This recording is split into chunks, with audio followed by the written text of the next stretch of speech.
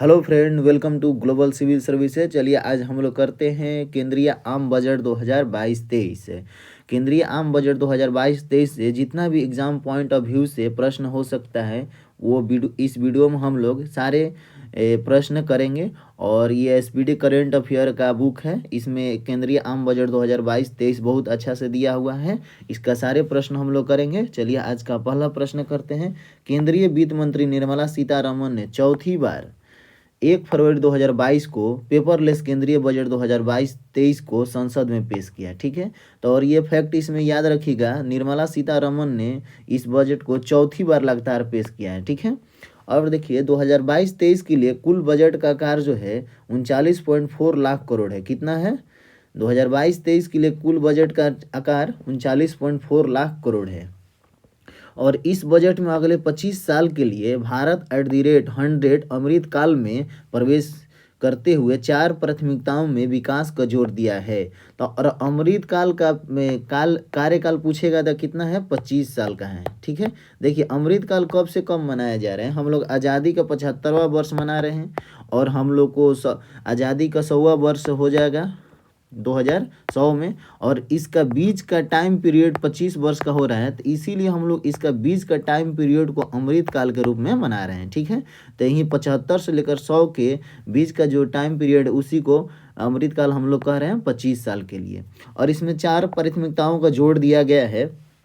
PM गति शक्ति और समावेशी विकास, उत्पादन उत्पादकता वृद्धि और निवेश, सनराइज अवसर, ऊर्जा संक्रमण और जलवायु कार्रवाई। ठीक है, और चौथा है निवेश को वित्तीय मदद। तो ये चारों याद रखना है, पीएम गति शक्ति, समावेशी विकास, उत्पादकता वृद्धि और निवेश, सनराइज अवसर, ऊर्जा संक्रमण और जलवायु कार्रवाई, और चौथा है निवेश और वित्तीय मदद। ठीक है, नेक्स्ट हम लोग देखते हैं। देखिए यहाँ से 1 नंबर हर एग्जाम में आना फिक्स है, राजकोषीय प्रबंधन। इसको आप लोग एकदम अच्छे से याद रखिएगा। देखिए बजट अनुमान 2021-22 में 34.83 लाख करोड़ था। 2021-22 का बजट अनुमान जो था 34.83 लाख करोड़ था।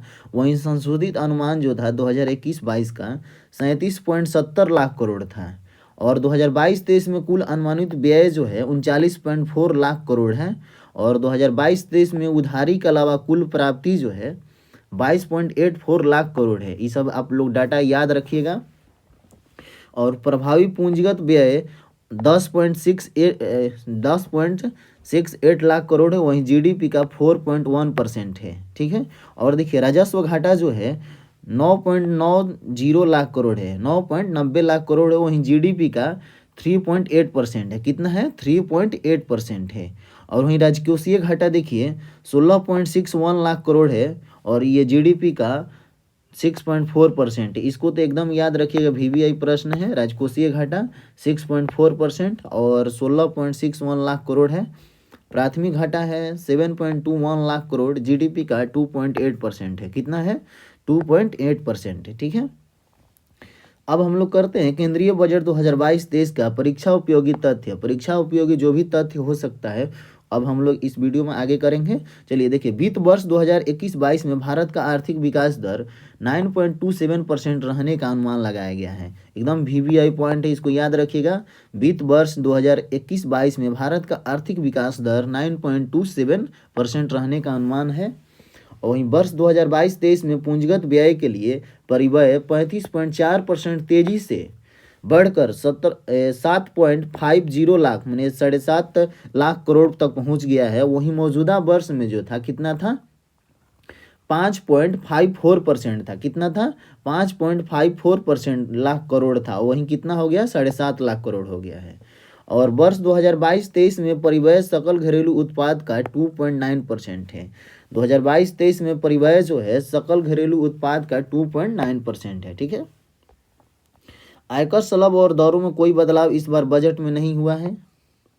केंद्र और राज्य सरकार के कर्मचारियों को कर कटौती की सीमा 10% से बढ़ाकर 14% कर दी गई, याद रखिएगा। नेक्स्ट देखते हैं, डिजिटल करेंसी के इनकम टैक्स पर 30% कर लगाया गया है। देखिए डिजिटल करेंसी के इनकम पर 30% कर लगाया गया है। ठीक है, और इसके अलावा वर्चुअल करेंसी के ट्रांसफ़र पर 1% कर देना होगा। ये सब याद रखिएगा, वर्चुअल करेंसी के ट्रांसफ़र पर 1% कर देना होगा। लॉन्ग टर्म कैपिटल गेन से होने वाली आय पर 15% टैक्स लगेगा। कितना परसेंट टैक्स लगेगा? 15% लगेगा। कॉर्पोरेट सरचार्ज को 12% से घटाकर 7% कर दिया गया है। कितना कर दिया गया है? 12% से घटाकर 7% कर दिया गया है। वहीं गैर शेयरों पर सरचार्ज 28.5% से घटाकर 23% कर दिया गया है। गैर सूचीबद्ध जो भी शेयर पर सरचार्ज जो है 28.5% से घटाकर 23% कर दिया गया है। और सरकार की प्राप्ति में विभिन्न मदों की हिस्सेदारी, मानी सरकार का प्राप्ति कहाँ कहाँ से होता है? तो उधार एवं देयता से 35%, 100% का 35% उधार एवं देयता से ही सरकार का पैसा आता है। और जीएसटी से 16% पैसा आता है। ठीक है।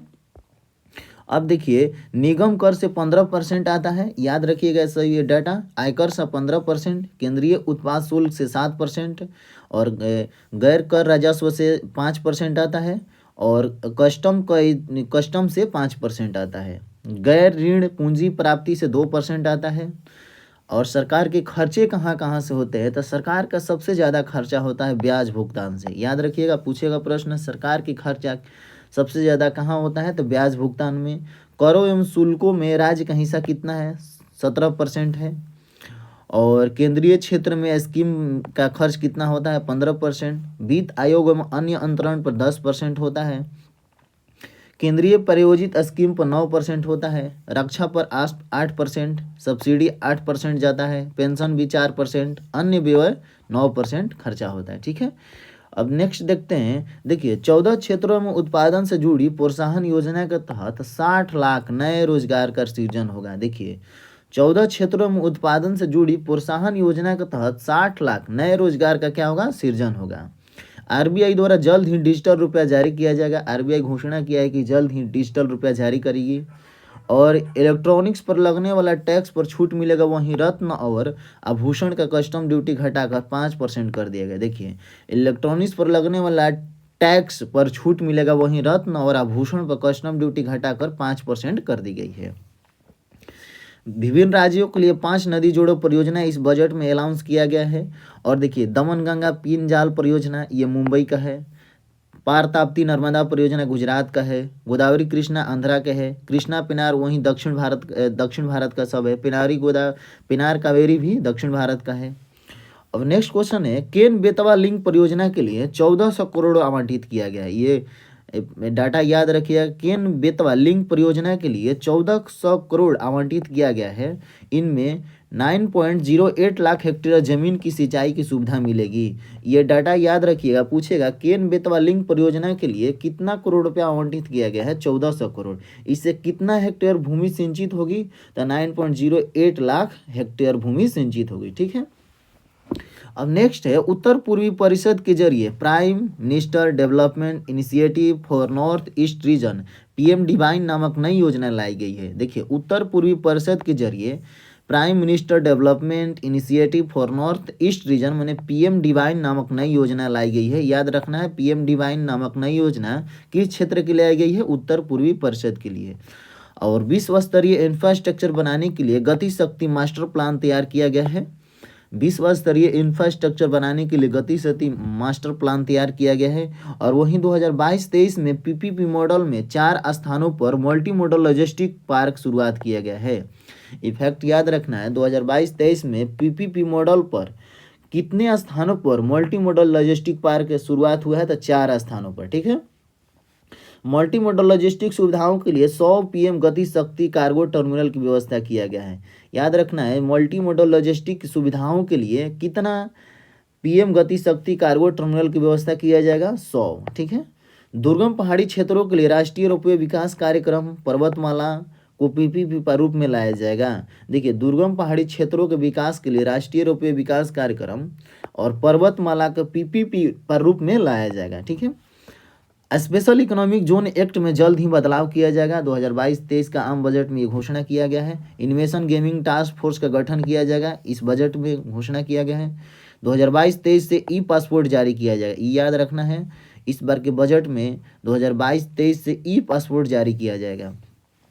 और 2022-23 में 25,000 किलोमीटर राष्ट्रीय राजमार्ग बनाए जाएंगे। ये एकदम डाटा याद रखना है। 2022-23 में कितना किलोमीटर राष्ट्रीय राजमार्ग बनाया जाएगा? तो 25,000 किलोमीटर। ठीक है। नेक्स्ट देखते हैं, अगले 3 साल में 400 नए वंदे भारत ट्रेनों का निर्माण किया जाएगा। देखिए इस बार के बजट में 2022-23 में अगले 3 साल में 400 नए वंदे भारत ट्रेनों का निर्माण किया जाएगा, इस बार के बजट में कहा गया है। ठीक है, सुरक्षा और क्षमता की वृद्धि के लिए 2000 किलोमीटर से अधिक रेल नेटवर्क को स्वदेशी विश्व स्तरीय प्रौद्योगिकी कवच के तहत लाया जाएगा। याद रखना है ये फैक्ट, विश्व स्तरीय प्रौद्योगिकी कवच के तहत कितना किलोमीटर ट्रेन नेटवर्क को लाया जाएगा, तो 2000 किलोमीटर से अधिक रेल नेटवर्क को विश्व स्तरीय प्रौद्योगिकी कवच के तहत लाया जाएगा। ठीक है, वर्ष 2023 को राष्ट्रीय स्कंदन वर्ष माने इंटरनेशनल ईयर ऑफ मिलिटेंट्स के रूप में घोषित किया जाएगा। वर्ष 2023 को इंटरनेशनल ईयर ऑफ मिलिटेंट्स माने मोटे अनाजों का वर्ष घोषित किया जाएगा। ठीक है, 5 सालों में ranging and accelerating MSMI performance माने रैम्प प्रोग्राम शुरू किया जाएगा। 5 सालों में रैम्प प्रोग्राम शुरू किया जाएगा। मानसिक स्वास्थ्याओं के समाधान की दिशा में नेशनल टेलीमेंटल हेल्थ प्रोग्राम शुरू किया जाए। याद रखना है फैक्ट, नेशनल टेलीमेंटल हेल्थ प्रोग्राम शुरू किया गया के क्षेत्र में है, तो मानसिक स्वस्थताओं को समाधान की दिशा में ये नेशनल टेलीमेंटल हेल्थ प्रोग्राम शुरू किया गया। ठीक है, नेक्स्ट क्वेश्चन देखते हैं, नेशनल डिजिटल हेल्थ इकोसिस्टम के लिए एक ओपन प्लेटफॉर्म शुरू किया जाएगा। देखिए नेशनल डिजिटल हेल्थ इकोसिस्टम के लिए ओपन प्लेटफॉर्म शुरू किया जाएगा। महिला बाल विकास मंत्रालय के अंतर्गत मिशन शक्ति, मिशन वात्सल्य, सक्षम आंगनबाड़ी और पोषण 2.0 योजना के जरिए महिलाओं और बच्चों को एकीकृत लाभ प्रदान किया जाएगा। ठीक है, नेक्स्ट क्वेश्चन देखते हैं, 2 लाख आंगनबाड़ियों को सक्षम आंगनबाड़ी में उन्हें किया जाएगा। ठीक है, इस बार के आम बजट 2022-23 में कितने लाख आंगनबाड़ियों को सक्षम आंगनबाड़ी में उन्हें किया जाएगा, तो 2 लाख आंगनबाड़ियों को। ठीक है, कोल गैसिफिकेशन तथा कोयले के रसायन में परिवर्तन करने के लिए 4 नए प्राइवेट परियोजनाएं की बात की गई है। देखिए कोल गैसिफिकेशन और कोयले को रसायन में परिवर्तित करने के लिए कितने नए प्राइवेट परियोजना की बात की गई है, तो 4 नए प्राइवेट परियोजना की बात की गई है। ठीक है, 2022-23 में ग्रामीण और शहरी क्षेत्र में PM आवास योजना के तहत 80 लाख घरों को निर्माण को पूरा करने के लिए 48,000 करोड़ रुपया आवंटित किया गया। ये डाटा एकदम याद रखिएगा। PM आवास योजना के तहत कितने लाख घरों का निर्माण किया जाएगा, तो 80 लाख घरों को, इसको कितने पैसा इस पर खर्च किया जाएगा, तो 48,000 करोड़ रुपया। ठीक है, नेक्स्ट क्वेश्चन देखते हैं, अर्थव्यवस्था में समग्र निवेश को प्रेरित करने के लिए राज्य ने 1 लाख करोड़ आवंटित किया है। देखिए अर्थव्यवस्था में समग्र निवेश को प्रेरित करने के लिए राज्य ने 1 लाख करोड़ आवंटित किया है। ये राज्यों को 50 वर्षीय ब्याज मुक्त ऋण राज्यों को दिया जाएगा और ये दिए जाने वाली सामान्य उधारी से भी कम है। माने 1 लाख करोड़ रुपया राज्यों को माने कर्ज दिया जाएगा, जिससे 50 वर्ष में ये चुकाएंगे। ठीक है, नेक्स्ट क्वेश्चन देखते हैं, वर्ष 2030 तक स्थापित सौर विद्युत का 280 गीगावाट लक्ष्य हासिल करने के लिए सौर मॉड्यूल के निर्माण के लिए 19,500 करोड़ रुपया आवंटित किया गया है। देखिए वर्ष 2030 तक कितना गीगावाट लक्ष्य रखा गया है, 280 गीगावाट का लक्ष्य हासिल करने के लिए सौर मॉड्यूल के निर्माण के लिए 19,500 करोड़ रुपया खर्च किया जाएगा। रक्षा क्षेत्र में आत्मनिर्भर को बढ़ावा देने के लिए पूंजीगत खरीद बजट का 68% घरेलू उपयोग निर्धारित किया गया है। देखिए याद रखना ये डाटा, रक्षा क्षेत्र में आत्मनिर्भरता को बढ़ाने के लिए पूंजीगत खरीद बजट का 68% घरेलू उद्योग के लिए निर्धारित किया गया है, जो पिछले साल 2021 में 58% था और इसके मुकाबले इस बार अधिक पेश किया गया। ठीक है, नेक्स्ट क्वेश्चन देखते हैं, 3.8 करोड़ घरों में नल से जल योजना के लिए 60,000 करोड़ रुपया 60,000 करोड़ रुपया आवंटित किया गया है। ठीक है, देखिए नल से जल योजना के लिए 3.8 करोड़ घरों में नल से जल योजना के लिए कितने करोड़ रुपया आवंटित किया जाएगा, 60,000 करोड़। राष्ट्रीय डिजिटल स्वास्थ्य पारिस्थितिकी तंत्र के लिए एक खुला मंच तैयार किया जाएगा। नेक्स्ट क्वेश्चन देखते हैं, कृषि ग्रामीण स्टार्टअप के वित्त पोषण के लिए कोष स्थापित किया जाएगा। याद रखना है, कृषि ग्रामीण स्टार्टअप के वित्त पोषण के लिए कोष स्थापित किया जाएगा। PM-E विद्या 1 क्लास 1 टीवी चैनल कार्यक्रम का विस्तार 200 टीवी चैनलों पर किया जाएगा। PM-E विद्या के 1 क्लास 1 टीवी चैनल कार्यक्रम का विस्तार कितने टीवी चैनलों पर किया जाएगा, 200 टीवी चैनलों पर किया जाएगा। और 2022-23 में विज्ञान और गणित में 750 वर्चुअली लैब और सिमुलेटेड लर्निंग इन्वायरमेंटल के लिए 75 स्किलिंग ई लैब की स्थापना किया गया है। ठीक है, नेक्स्ट क्वेश्चन है, एक डिजिटल विश्वविद्यालय की स्थापना की जाएगी। इस बार के बजट में 2022-23 में एक डिजिटल विश्वविद्यालय की स्थापना की जाएगी। ठीक है। नेक्स्ट क्वेश्चन देखते हैं, वर्ष 2022-23 के बीच नेशनल हाईवे की लंबाई 25,000 किलोमीटर तक बढ़ाया जाएगा।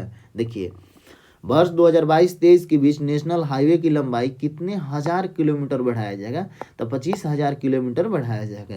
गेहूं और धान की खरीद के लिए 1.63 करोड़ किसानों को 2.37 लाख करोड़ रुपया एमएसपी मूल्य पर सीधा भुगतान किया जाएगा। याद रखना है, गेहूं और धान की खरीद के लिए 1.63 करोड़ किसानों को कितना लाख करोड़ रुपया एमएसपी मूल्य पर सीधा भुगतान किया जाएगा, 2.37 लाख करोड़ रुपया। ठीक है। भारत में रासायनिक मुक्त प्राकृतिक खेती को बढ़ावा दिया जाएगा, और भारत में रासायनिक मुक्त प्राकृतिक खेती को बढ़ावा दिया जाएगा, और इसका शुरू में गंगा नदी से 5.5 किलोमीटर की चौड़ाई तक गलियारे वाले किसानों को जमीन पर ध्यान दिया जाएगा। मैंने गंगा नदी के किनारे जो भी किसान होंगे 5 किलोमीटर के दायरा में, पहले वहाँ ये स्टार्ट किया जाएगा। ठीक है।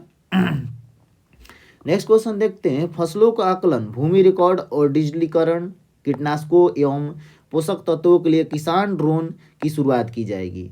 भारत नेट परियोजना के तहत गांव में ऑप्टिकल फाइबर बिछाने का ठेका दिया गया है। देखिए, भारत नेट परियोजना के तहत गांव में ऑप्टिकल फाइबर बिछाने की ठेका दिया, इस बार के बजट में बात की गई है। ग्रामीण और दूर संचार के क्षेत्रों में ब्रॉडबैंड सेवा की पहुंच के लिए यूनिवर्सल सर्विस ऑब्लिगेशन फंड का 5% आवंटित किया जाएगा। याद रखना है, ग्रामीण और दूर संचार के क्षेत्र में ब्रॉडबैंड सेवा की पहुंच के लिए यूनिवर्सल सर्विस ऑब्लिगेशन फंड का 5% आवंटित किया जाएगा। ठीक है। 2022-23 में 60 किलोमीटर लंबी 8 रुपये परियोजना के लिए संविदा प्रदान की जाएगी। देखिए, 2022-23 में 60 किलोमीटर लंबी रोपवे परियोजना के लिए संविदा प्रदान की जाएगी। अब उद्यम ई श्रम एनसीएस और असीम पोर्टल को आपस में जोड़ा जाएगा। देखिए, उद्यम ई श्रम एनसीएस और असीम पोर्टल को क्या आपस में जोड़ा जाएगा। 130 लाख एमएसएमई को आपातकालीन क्रेडिट लाइन गारंटी योजना ईसीएलजीएस के तहत अतिरिक्त कर्ज दिया जाएगा। देखिए, ईसीएलजीएस के तहत कितना लाख एमएसएमई के तहत आपातकालीन क्रेडिट लाइन गारंटी योजना अतिरिक्त कर्ज खर्च किया जाएगा, तो वो 130 लाख रुपया खर्च किया जाएगा। ईसीएलजीएस को मार्च 2023 तक बढ़ा दिया गया है। ईसीएलजीएस को कब तक बढ़ा दिया गया है, मार्च 2023 तक बढ़ा दिया गया है। और ईसीएलजीएस के तहत गारंटी कवर को 5,000 करोड़ रुपया से बढ़ाकर कुल 5 लाख करोड़ रुपया कर दिया गया है। ईसीएलजीएस का फुल फॉर्म यहाँ आपातकालीन क्रेडिट लाइन गारंटी योजना है, और इसका English emergency credit line grant scheme होता है। ठीक है। सूक्ष्म एवं लघु उद्यमों को सूक्ष्म एवं लघु क्रेडिट गारंटी ट्रस्ट EGTMSE के तहत 2 लाख करोड़ रुपया आवंटित किया जाएगा। ठीक है। 1.5 लाख डाकघरों को 100% कोर बैंकिंग सिस्टम पर लाया जाएगा। 1.5 लाख डाकघरों को 100% कोर बैंकिंग सिस्टम पर लाया जाएगा, और अनुसूचित वाणिज्य के बैंक 75 जिलों में 75 डिजिटल बैंकिंग इकाइयाँ की स्थापित करेंगी। नेक्स्ट क्वेश्चन देखते हैं, अंतर्राष्ट्रीय अधिकांश क्षेत्र के तहत विवादों को समय निपटाने के लिए अंतर्राष्ट्रीय मध्यस्थता केंद्र की स्थापना की जाएगी। देखिए, अंतर्राष्ट्रीय अधिकांश क्षेत्रों के तहत विवादों को निपटाने के लिए अंतर्राष्ट्रीय मध्यस्थता केंद्र की क्या स्थापना की जाएगी। हर बुनियादी ढांचे के लिए संसाधन जुटाने के लिए सॉवरिन ग्रीन बॉन्ड जारी किया जाएगा। हर बुनियादी ढांचे के लिए संसाधन जुटाने के लिए सॉवरिन ग्रीन बॉन्ड जारी किया जाएगा। नेक्स्ट क्वेश्चन देखते हैं, ताप विद्युत संयंत्रों में 5 से 7% बायोमास प्लेटलेट्स फायर किए जाएंगे। ठीक है। और वार्षिक रूप से 38 MMT कार्बन डाइऑक्साइड की बचत होगी। वार्षिक रूप से 38 MMT कार्बन डाइऑक्साइड की बचत होगी। और सनराइज क्षेत्रों के लिए ब्लेडिंग निधियों को बढ़ावा दिया जाएगा। और 2022-23 में राज्यों के जीएसडीपी का 4% का वित्तीय घाटे का अनुमानित होगा। याद रखना ये डाटा, राज्यों का जीएसडीपी का 4% वित्तीय घाटे का अनुमानित होगा, जिसका 0.5 विद्युत क्षेत्र सुधारों में उपयोग किया जाएगा। धारा 115 BAB के तहत विनिर्माण एवं उत्पादन शुरू करने की अंतिम तिथि 1 साल के लिए बढ़ाकर 31 मार्च 2024 कर दी गई है। ठीक है। नेक्स्ट देखते हैं, केंद्र सरकार का व्यय। देखिए, केंद्र सरकार का व्यय मैंने केंद्र सरकार कहाँ कहाँ पैसा खर्च करती है 2022-23 में खर्च कहाँ करेगी। देखिए, पेंशन पर 2,07,132 करोड़ रुपया खर्च होगा। रक्षा पर 3,85,370 करोड़ रुपया खर्च होगा। प्रमुख सब्सिडी पर 3,17,866 करोड़ रुपया खर्च होगा। कृषि और संबंध कार्यकलाप पर 1,51,521 करोड़ रुपया खर्च होगा। वाणिज्यिक और उद्योग पर 53,116 करोड़ रुपया खर्च होगा। पूर्वोत्तर का विकास पर 2,800 करोड़ रुपया खर्च होगा। शिक्षा के क्षेत्र पर 1,04,278 करोड़ रुपया खर्च होगा। ऊर्जा पर 49,220 करोड़ रुपया खर्च होगा। विदेश मामले पर 17,250 करोड़ रुपया खर्च होगा। वहीं वित्त पर 21,354 करोड़ रुपया खर्च होगा।